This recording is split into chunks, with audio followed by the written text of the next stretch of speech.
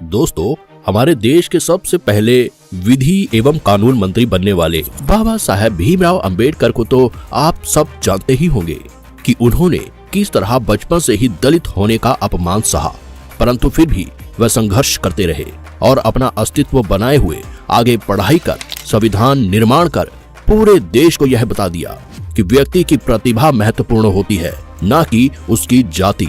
इतने अच्छे व्यक्तित्व के धनी, संविधान को बनाने वाले तथा सभी रहस्यों को समझने वाले बाबा साहब के साथ आखिर में ऐसा क्या होता है कि उनकी मौत को कोई भी समझ नहीं पाता और वह हमेशा के लिए रहस्य ही बनी रह जाती है।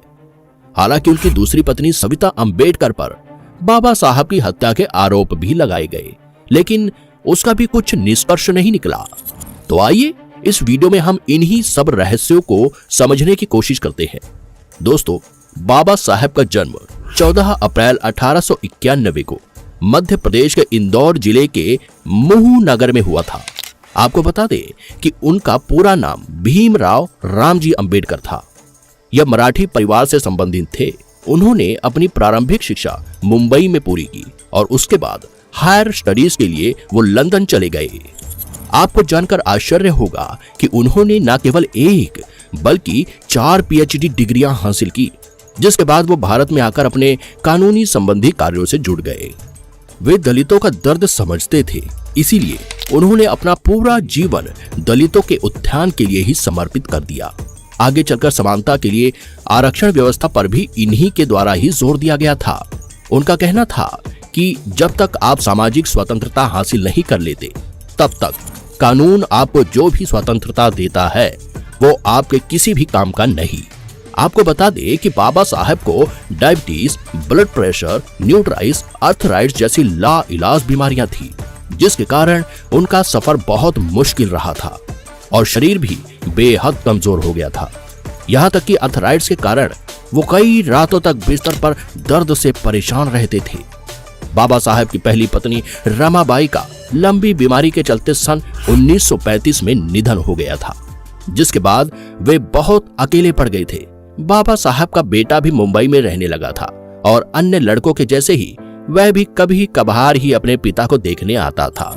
और उधर संविधान लेखन के दौरान उनके स्वास्थ्य में तेजी के साथ गिरावट आती जा रही थी, जिसके बाद उन्होंने एक महिला डॉक्टर शारदा को अपनी देखभाल के लिए नियुक्त किया। डॉक्टर शारदा एक ब्राह्मण परिवार से ताल्लुक रखती थी। इलाज के दौरान उन्हें डॉक्टर अंबेडकर की बातें और विचार बहुत प्रभावित किया करते थे, जिसके बारे में वे लिखती हैं, समय के साथ हम दोनों के बीच बातें बढ़ती चली गईं। साहित्य, समाज, घर आदि विषयों पर बातचीत होती थी। कभी कभी हमारी बहस भी हो जाती थी। डॉक्टर अंबेडकर ध्यान से मेरे तर्क सुनते थे, फिर अपनी बात कहते थे। इन्हीं सब बातों के बाद 16 मार्च 1948 को बाबा साहब डॉक्टर शारदा से कोर्ट मैरिज कर लेते हैं और वह एक पत्र में इस बारे में जिक्र करते हुए बताते हैं कि सेवा टहल के लिए नर्स या घर संभालने वाली किसी औरत को रखने पर लोगों के मन में शंकाएं पैदा हुई, अतः शादी करना ज्यादा अच्छा मार्ग है। यशवंत की मां की मृत्यु के बाद मैंने शादी न करने का निश्चय किया था, लेकिन आज के हालात में मुझे अपना निश्चय छोड़ना पड़ेगा। शारदा जी के घर वालों ने भी इस बारे में कोई आपत्ति नहीं जताई, लेकिन अन्य ब्राह्मणवाद को मानने वाले तरह तरह की बातें बनाते रहे, पर इससे इन दोनों के जीवन पर कोई प्रभाव नहीं पड़ा। बाबा साहेब अंबेडकर डॉक्टर शारदा को प्यार से सविता कहकर पुकारते थे, इसीलिए ही उनका नाम सविता अंबेडकर पड़ा। वह हमेशा या अधिकांश टाइम बाबा साहब के साथ ही रहती थी, फिर चाहे वह कोई रैली हो, मीटिंग हो या कोई अन्य जगह। लेकिन 6 दिसंबर 1956 को उनका यह साथ छूट जाता है, क्योंकि सुबह के वक्त बाबा साहब का महापरिनिर्वाण हो जाता है। यह सब इतने अचानक से हुआ था कि पूरा भारत देखता ही रह गया कि यह सब अचानक से कैसे हुआ। महापरिनिर्वाण से पहले बाबा साहब का आखिरी सार्वजनिक कार्यक्रम राज्यसभा में भाग लेने का हुआ था। फिर नवंबर के आखिरी 3 हफ्तों के दौरान वे दिल्ली से बाहर रहे थे। 14 नवंबर को उन्होंने काठमांडू में हुई विश्व धर्म संसद में भी भाग लिया था। दोस्तों, आपको बता दें कि बाबा साहब ने हिंदू धर्म में हो रहे सामाजिक भेदभाव और छुआछूत को देखकर ही हिंदू धर्म को छोड़कर बौद्ध धर्म को अपनाया था और उसके बाद से ही वह बौद्ध धर्म की विभिन्न शाखाओं में आया जाया करते थे। तो ऐसे ही उन्होंने आखिरी बार काठमांडू में अलग अलग जगहों पर लोगों से मुलाकातें की और चर्चाएं की। सविता अंबेडकर इस बारे में लिखती हैं कि भारत लौटते वक्त बाबा साहब ने बौद्ध धर्म के तीर्थ स्थलों का दौरा किया। वो नेपाल में महात्मा बौद्ध के जन्म स्थल लुम्बिनी गए। उन्होंने बौद्ध गया का भी दौरा किया। इस लंबे और थकाऊ दौरे के बाद जब बाबा साहब 30 नवंबर को दिल्ली लौटे तो वो सफर की थकान से निढाल हो रहे थे। दिल्ली में संसद का सत्र शुरू हो चुका था, लेकिन अपनी खराब सेहत के चलते बाबा साहब इसमें भाग नहीं ले पा रहे थे। पर फिर भी 4 दिसंबर को उन्होंने राज्यसभा की कार्यवाही में शामिल होने की जिद की और अपने डॉक्टर मित्र के साथ वो गए भी और दोपहर बाद लौट आए। कोई नहीं सोच सकता था यह बाबा साहब का संसद में आखिरी दौरा होने वाला है। फिर माई साहब यानी सविता अंबेडकर आखिरी वक्त तक बाबा साहब के साथ ही रही थी। उन्होंने अपनी जीवनी में बाबा साहब के आखिरी वक्त के बारे में बहुत ही विस्तार से लिखा है। वे बताती हैं कि महापरिनिर्वाण से एक दिन पहले अर्थात 5 दिसंबर को बाबा साहब 8:30 बजे सोकर उठ गए थे। फिर माई साहब चाय की ट्रे लेकर उनके कमरे में गई और उन्हें जगाया। दोनों ने साथ में ही चाय पी। फिर माई साहब ने बाबा साहब को सुबह के रोजमर्रा के काम निपटाने में मदद की और उसके बाद उन लोगों ने साथ में नाश्ता किया और बंगले के बरामदे में बैठकर कुछ बातें की। बाबा साहब ने कुछ अखबार पढ़े। फिर माई साहब ने उन्हें दवाएं और इंजेक्शन दिए और उसके बाद वो काम निपटाने के लिए रसोई में चली गई। रात 8 बजे जैन पुजारियों का एक प्रतिनिधित्व मंडल और उसके प्रतिनिधियों को बाबा साहब से मिलने आना था। बंगले के लिविंग रूम में बाबा साहब और उस प्रतिनिधि मंडल के बीच बौद्ध और जैन धर्म को लेकर बातचीत हुई। किताब के एक अंश में यह मिलता है कि उस प्रतिनिधि मंडल ने यह इच्छा जताई थी कि बाबा साहब को 6 दिसंबर को होने वाले जैन सम्मेलन में आना चाहिए।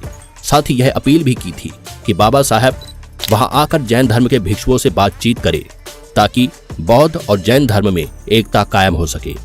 उसके बाद बाबा साहब ने मन में ही बुद्धम शरणम गच्छामि का पाठ शुरू कर दिया और फिर रात के खाने के वक्त उन्होंने थोड़ा सा खाना खाया। बाद में वे अपने हाथ में एक किताब द बुद्धा एंड हिज धम्मा की एक कॉपी और कुछ चिट्ठियां लेकर अपने कमरे में चले गए। बहुत जज्बाती होकर माई साहब लिखती हैं कि यह 5 दिसंबर की रात बाबा साहब की जिंदगी की आखिरी रात साबित हुई। 6 दिसंबर की शुरुआत उनके सूर्य अस्त से हुई थी। 6 दिसंबर 1956 को माई साहब रोज की तरह सुबह उठी। चाय बनाने के बाद वो ट्रे लेकर बाबा साहब को जगाने उनके कमरे में गई। उस वक्त सुबह के 7:30 बज रहे थे। माई साहब आगे लिखती हैं कि जैसे ही मैं कमरे में दाखिल हुई मैंने देखा कि बाबा साहब का एक पैर तकिए पर पड़ा था। मैंने बाबा साहब को 2 या 3 बार आवाज दी, लेकिन उनके बदन में कोई हरकत नहीं हुई। मैंने सोचा कि वो गहरी नींद में सो रहे हैं, तो मैंने उन्हें हिलाया और जगाने की कोशिश की और अब तक माई साहब को समझ में आ चुका था कि बाबा साहब का महापरिनिर्वाण हो चुका है।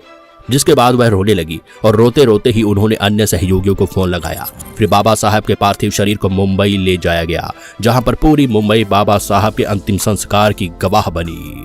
दोस्तों, ये सब बातें तो माई साहब की जीवनी से पता चली है, लेकिन जैसे सिक्के के 2 पहलू हुआ करते हैं, वैसे ही हर बात को लेकर 2 पक्ष भी हुआ करते हैं। बाबा साहब की अचानक से इस तरह मृत्यु होने के कारण माई साहब के अनुसार तो बीमारी ही है, लेकिन बाबा साहब को चाहने वाले कुछ लोग ऐसे भी हैं जो कि यह कहा करते हैं कि बाबा साहब को उनकी पत्नी सविता अंबेडकर ने ही मारा है। हालांकि इसके पीछे यह तथ्य सामने आता है कि माई साहब को पसंद नहीं था कि बाबा साहब ज्यादा लोगों से मिले, इसीलिए वह बड़े ही गिने चुने लोगों से बाबा साहब को मिलने दिया करती थी, वह भी बहुत कम समय के लिए।